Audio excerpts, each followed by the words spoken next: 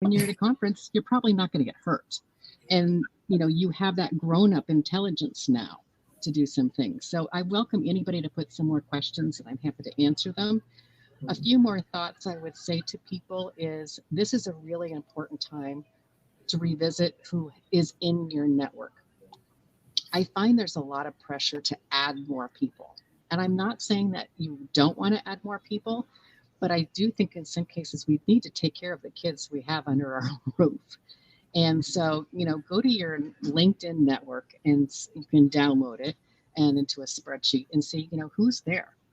Who is somebody who you could say hello to? Who's somebody you see who's changed a job and just say hello, thinking of you, that type of a thing. It doesn't need to be too elaborate, but it's some of those things that's just really, again, a sense of kindness. If you don't have a CRM or some sort of a contact management tool, you can do this on a Google spreadsheet, and that's something that you can do.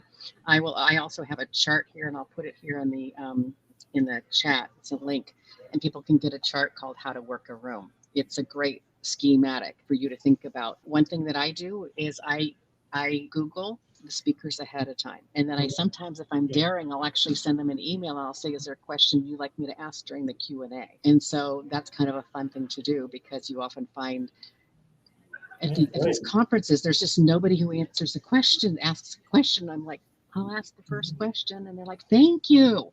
I've met Billie Jean King this way. I met the CEO of, I forget the name of the company, but that way, because I just simply asked a first question. So part of it is you want to think about, how can I make that person's day better? And so start with your LinkedIn, come up with some systems, say hello to them, maybe create some, columns for, when you last talked to them or some types of those things. In general, they say in business units, can be about 200 people, and that's manageable.